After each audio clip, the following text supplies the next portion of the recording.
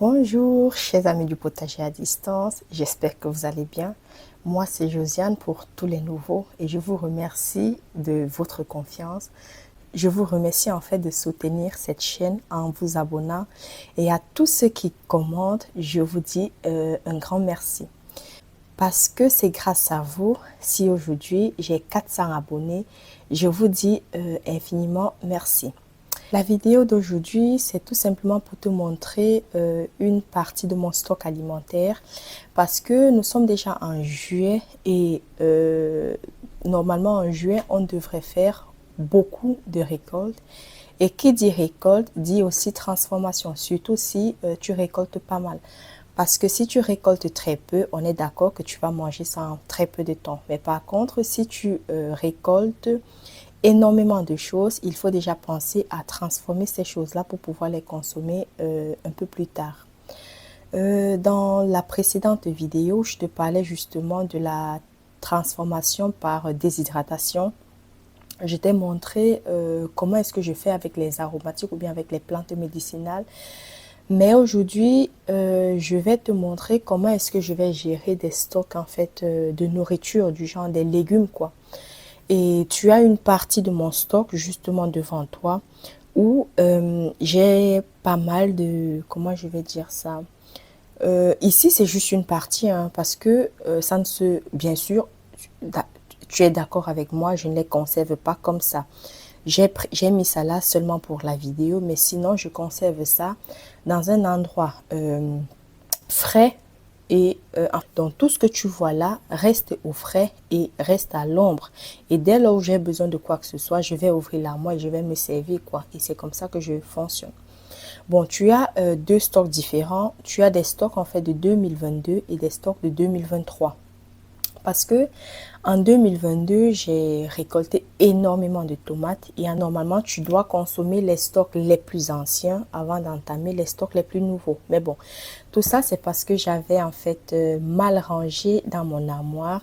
Donc, à un moment, tu es fatigué, enfin, moi personnellement, à un moment, je suis fatiguée.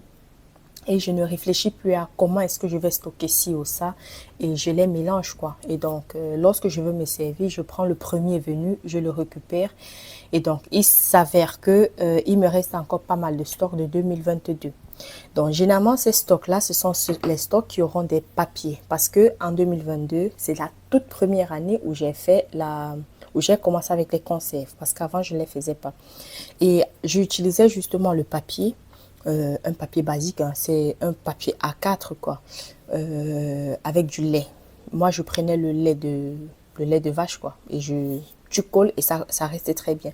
Tu vois, depuis 2022 que j'ai fait ça. Ici, c'est le 18 août 2022. Donc, tu vois, c'est toujours là, c'est toujours bien. Par contre, le stock de 2023, je voulais upgrade avec les étiquettes. Et malheureusement, j'ai pris des, comment on appelle ça, des bics, des feutres en fait, pop ça. Et je pense que j'aurais dû prendre la couleur blanche parce que ça, c'est la couleur noire. Je suppose que tu ne vois rien du tout, hein. J'avais pris la couleur noire, mais je pense que j'aurais dû prendre la couleur blanche pour que ça puisse être très bien visible. Donc, c'est la différence entre les deux pots que tu as devant toi. Il y en a qui n'ont pas d'étiquette, mais je sais exactement ce que c'est. Donc, il y a pas de, c'est parce que j'ai eu à faire ce stock-là et puis la flemme, je n'ai pas étiqueté ça. Mais je sais ce que c'est pour l'instant.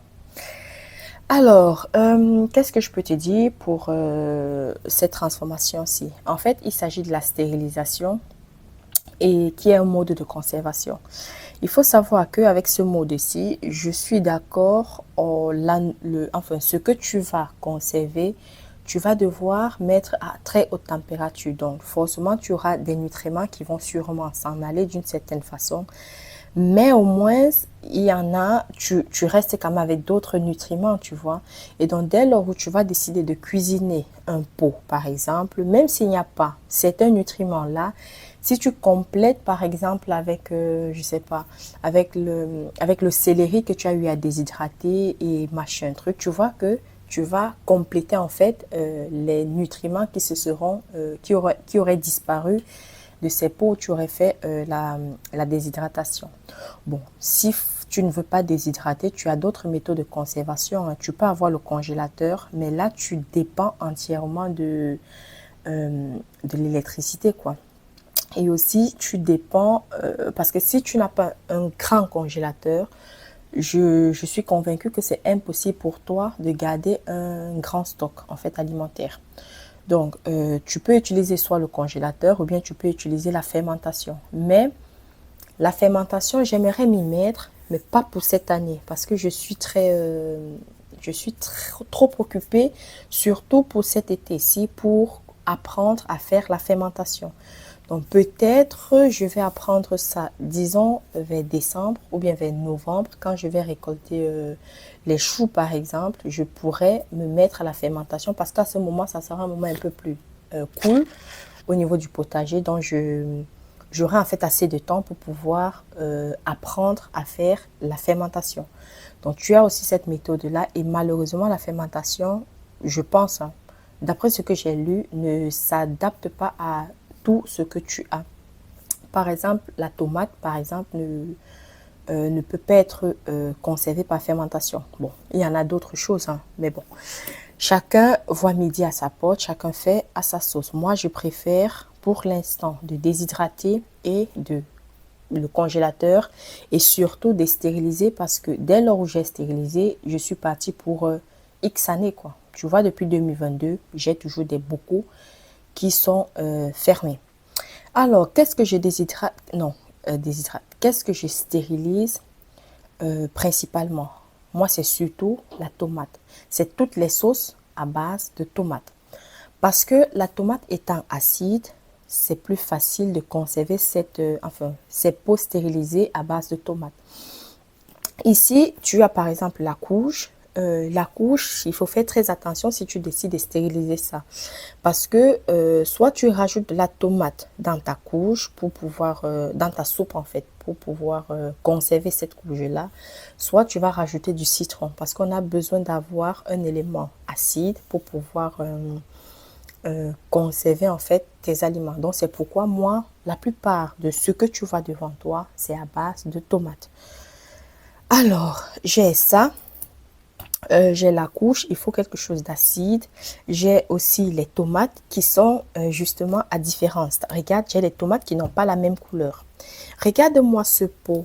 Il est fait en le 12/8/2022. Je ne sais pas si tu vas voir vraiment la différence entre les deux. Et celui-ci, il est fait le 28/8, pardon. Non, 28/8/2022. Regarde-moi ces deux pots qui sont réalisés le même mois. Mais celui-ci, il est beaucoup plus... il est moins rouge par rapport à ça. Donc, tu comprends que sûrement, j'ai récolté, pour ceci, j'ai récolté les tomates avant maturation complète. Tandis que pour ceci, la maturation était complète, quoi. Donc, c'était vraiment bien rouge quand j'ai récolté ceci. Donc, tu vois, les tomates n'ont pas la même couleur. Ou bien tu peux avoir d'autres pots, par exemple celui-ci. La couleur est encore beaucoup moins foncée par rapport à celle-ci, à cette couleur-ci. Pourquoi? Parce que le pot a été réalisé en septembre, le 18 septembre 2022. Et en fait, en septembre déjà, on est déjà à la fin de la saison des tomates. Donc, tu n'as plus beaucoup de tomates rouges. Et sûrement, ce que j'ai eu à faire, c'est de mélanger les tomates rouges ou bien avec des tomates vertes. Donc, j'ai dû mélanger ça c'est sûr, pour que ça puisse avoir une couleur aussi paléchonne, quoi. Donc, je pense que ça vient de là. Et regarde comment moi, je stocke. Depuis le 2022, cette boucle-ci, elle n'est pas mise, hein. Elle n'est pas du tout mise. Moi, je stocke ça comme ça parce que si en fait, il y a eu une mauvaise stérilisation d'office, ceci va s'ouvrir. Ça va s'ouvrir à un certain moment. Donc, depuis 2022, ce n'est pas ouvert. Ça signifie que ça a été très bien stérilisé et je n'ai pas besoin de... Je ne contrôle même pas parce que, bon, c'est clair, si c'est gâté, si par exemple ça a été mal stérilisé, ça va s'ouvrir et puis ça va commencer à à pourrir, quoi. Et donc, d'office, tu auras cette odeur qui viendra chatouiller tes narines et tu pourras vérifier ton stock alimentaire. Donc, ça, c'est pour cette tomate-ci. Et j'ai d'autres tomates ici. Celui-ci a été réalisé le 19/8/2022. Et ça, bien sûr, tu vois que j'avais fait un mélange de tomates jaunes et de tomates rouges. Je suis convaincue que ce sont des tomates cerises. Les rouges aussi sont des tomates cerises. Donc, j'ai rajouté, je ne sais pas si tu vois, il y a des feuilles de basilic par-ci, par-là. Il y a des pots qui ont aussi l'ail, dans lesquels j'ai mis de l'ail. Donc, et ça aussi, c'est pareil, hein. C'est un mélange de tomates jaunes et de tomates rouges. Ça, c'est uniquement de la tomate jaune. Et sincèrement, lorsque tu fais une salade par exemple et tu as besoin de la tomate, imaginons en hiver, tu viens là, tu ouvres ton pot, tu te prends il y a de l'ail, le basilic, tout ça vient du potager, hein. Et il y a de l'huile. Ce que tu vois là, c'est de l'huile. En fait, c'est souvent très bon. C'est délicieux. J'avais mis avec une pincée de sel. C'est vraiment délicieux. Les trois là, ce sont des bocaux de tomates en fait. C'est fait de la même façon. Et tu vois, ça reste fermé. Tant que je ne tire pas sur cette languette-ci, le pot restera toujours fermé. À part ça, je vais te parler un peu de ceci que je regrette énormément d'avoir fait ça. En fait, j'avais récolté en fait beaucoup de courgettes et je ne savais pas quoi faire. Je n'avais pas assez de tomates pour pouvoir conserver cette courgette-là. Parce que la courgette, c'est comme la courge. Il te faut une acidité pour pouvoir les conserver. Et donc, comme je n'avais pas assez de tomates, je suis allée sur Internet, j'ai regardé et puis les gens disaient il faut faire une tartinade à la courgette. Il fallait mettre du citron ou bien machin truc. Bref, je suis allée, j'ai fait cette tartinade à la courgette. En fait, j'aime pas. C'est pas que c'est pas bon, c'est bien réalisé, hein, c'est stérilisé parce que quand j'ouvre, ça fait le poc. Enfin, c'est bien stérilisé, mais sincèrement, je n'aime pas le goût parce que tu es censé tartiner enfin, tu es censé faire des tartines avec, mais j'aime pas le goût. Et donc, qu'est-ce que je fais? Vu que j'en ai 4 ici, je crois que j'en ai encore 4 dans la réserve, je me sens obligée, parce que j'ai pas envie de jeter, je me sens obligée de faire souvent passer ça dans des sauces, dans d'autres sauces. Imaginons, je vais faire une sauce tomate, je vais ouvrir un pot et je vais faire une partie de ça, je vais rajouter dans la sauce tomate pour faire passer ça en fait. Parce que moi, je ne veux vraiment pas jeter. Je dis bien, c'est pas bon. Enfin, je n'aime pas le goût, mais je ne dis pas que ce n'est pas bon. Non, pas du tout, non. Attention. Ce que j'ai dit par rapport à ça, c'est que je n'aime pas le goût. Mais bon, quelqu'un peut aimer. Les goûts et les couleurs, ça ne se discute pas. Moi, j'aime pas le goût. Donc, la prochaine fois, je sais d'office que je ne ferai pas ça. D'où, je vais maintenant faire très attention à du moins, c'est ce que je fais déjà depuis l'année passée, hein. Je fais très attention à ce que je stérilise parce que je veux me rassurer que c'est un truc que moi j'aime avant de faire la stérilisation. Voici aussi un truc que j'avais réalisé et que aussi je n'aime pas le goût. C'est la soupe de courgettes à la menthe. Bon, je fais passer ça de la même façon que l'autre. Si je dois faire une soupe, par exemple, je vais utiliser ce bocal et je vais donc, j'utilise tout le bocal, je fais ma soupe, mais j'utilise tout ce bocal-ci en rajoutant d'autres choses. Par exemple, je rajoute d'autres courgettes avec des patates, avec ci, avec ça, pour pouvoir faire passer ce bocal-ci. Mais pour celui-ci, il m'en reste 2. Ça et un autre pot qui est resté justement dans l'armoire. Et ça, par contre, j'aime bien. C'est la soupe courgette scampi que j'ai fait en 2022. J'en avais énormément. Et c'est trop bon, sincèrement, lorsque je suis au travail, enfin, lorsque je vais travailler, je me réchauffe un pot, si je veux la soupe, quoi. Je réchauffe un pot, je rajoute un peu de sel parce que tout ce qui est devant toi, j'ai légèrement salé ça. Donc, je rajoute un peu de sel et un peu d'épices si je veux. Et puis, je vais manger ça. C'est vraiment délicieux. C'est très bon.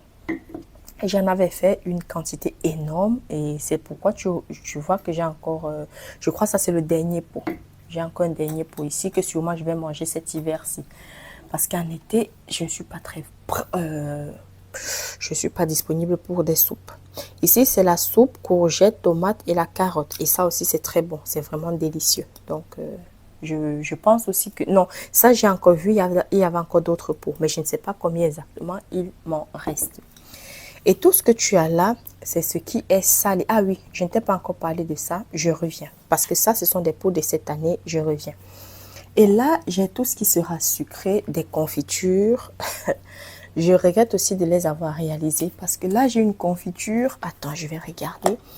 Confiture, courgette, gingembre et banane. C'est là.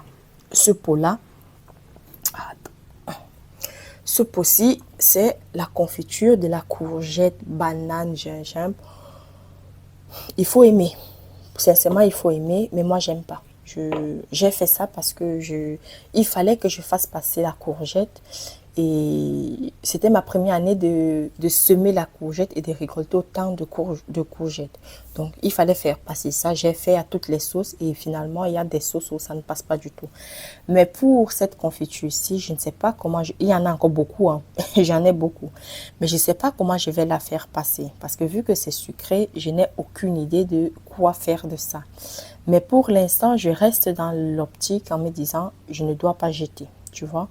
Mais la dernière fois que j'ai ouvert ça, en fait, j'ai utilisé ça dans mes yaourts, hein.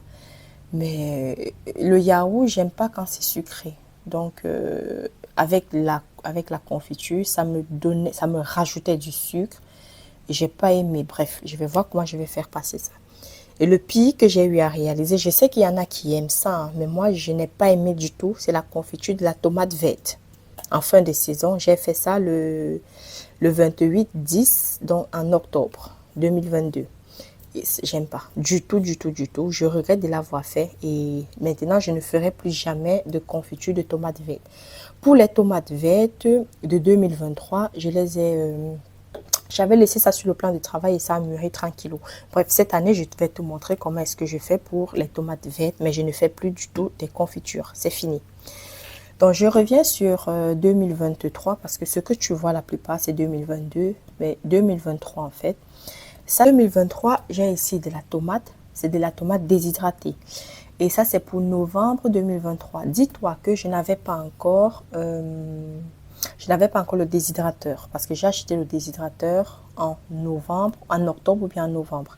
Donc, comme je n'avais pas encore de déshydrateur, j'ai utilisé mon four. Je t'en ai parlé dans une de mes vidéos que tu peux retrouver justement dans la barre d'infos.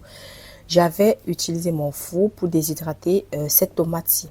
Mais je t'assure, ça m'a pris un temps fou pour pouvoir faire ça. Et heureusement, j'ai actuellement le déshydrateur et ça me prendra sûrement moins de temps maintenant pour faire cette déshydratation-là.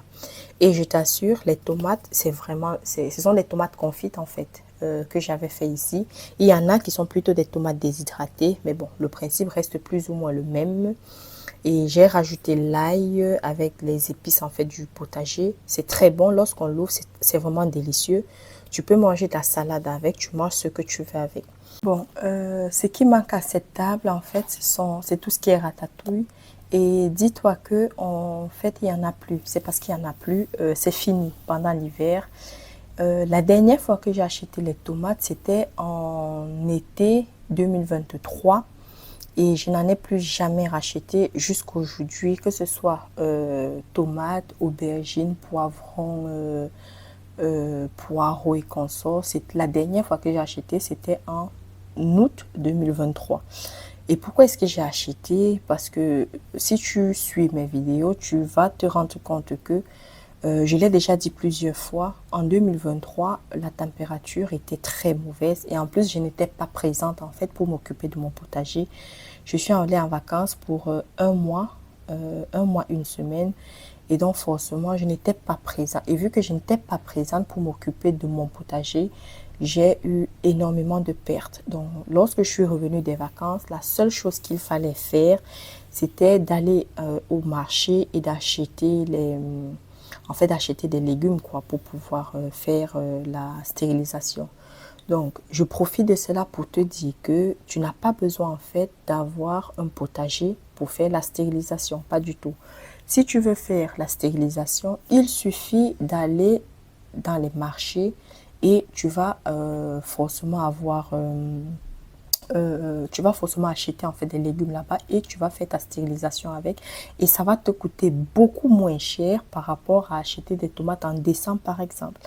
Parce que je me souviens, j'avais dépensé, je crois, 60 ou bien 70 euros, entre 60 et 70 pour pouvoir acheter pratiquement 50 kg de tomates, 10 kg de poivrons. Bref, j'avais acheté des choses folles avec très peu d'argent. Et ça, c'est parce qu'on était en été. Et c'est parce que la personne à qui j'ai acheté, en fait, je prenais en très grande quantité et il m'a fait un prix il m'a fait un très bon prix parce qu'à la base, il vendait ça à, je crois, 1,80 € le kilo de tomates. Et quand moi j'ai acheté, il me vendait pratiquement à 80 centimes. Bref, un truc comme ça, quoi. Donc, mais ça coûtait tellement moins cher. Donc, c'est pourquoi je te conseille, même si tu n'as pas besoin d'avoir de potager pour pouvoir faire la stérilisation, va dans les marchés, surtout en fin de marché. Ne pas, au début, non. Va à la fin des marchés, je t'assure, tu vas avoir des choses à des prix très intéressants et tu pourras faire en fait ta stérilisation. Et pour faire la stérilisation, tu auras besoin des bocaux. Tu vois, j'ai différents bocaux devant moi. La vidéo justement que tu verras par la suite, je vais te parler de ces bocaux-là, de qu'est-ce que j'utilise pour stériliser et les outils en fait, de quoi est-ce que tu as besoin pour la stérilisation. Mais dis-toi que la première chose dont tu as besoin, c'est des bocaux, c'est tout. Parce que chez toi, tu as déjà une casserole. Tu peux déjà faire les bocaux et la casserole. Mais si tu veux un peu upgrade, il y a d'autres choses que je vais te montrer dans cette vidéo-là. Donc, si tu veux voir cette vidéo-là, si tu veux faire des stocks pour l'hiver de cette année, n'hésite surtout pas à t'abonner à cette chaîne afin que je puisse te montrer de quoi est-ce que tu as besoin pour pouvoir renouveler, pour pouvoir faire en fait ce stock-là. Pour toi, ça sera la première fois, mais pour moi, ça sera renouvelé. Donc, nous sommes déjà en juillet et je l'espère faire beaucoup de récoltes à la fin de ce mois-ci. J'ai beaucoup de tomates qui sont déjà en train de mûrir. Et même si je n'ai pas les tomates, je n'ai pas suffisamment de tomates parce que mon potager à 12 km, j'ai perdu une cinquantaine de pieds de tomates à cause du mildiou. Et donc, je vais me rabattre sur ce que j'ai à la maison et sur ce que j'ai au potager à 1 km. Donc, même si je ne réussis pas à récolter autant de légumes dont j'ai besoin, c'est clair, je vais aller au marché. Je trouve ça vraiment dommage parce que cette année, j'ai fait énormément de choses pour pouvoir éviter la casse du marché. Mais si je n'ai pas le choix, je vais le faire, il n'y a pas de souci. Je préfère acheter des tomates en plein été que d'acheter des tomates en fait en hiver. Donc tu comprends que la qualité n'est pas du tout la même et c'est tout. Donc si tu es resté jusqu'à la fin de cette vidéo et si le contenu de ma chaîne t'intéresse, n'hésite surtout pas à me soutenir en t'abonnant, en partageant et en commentant. Tu es sur la chaîne du potager à distance et je te dis au revoir et on se voit dans la prochaine vidéo. Au revoir et à très bientôt.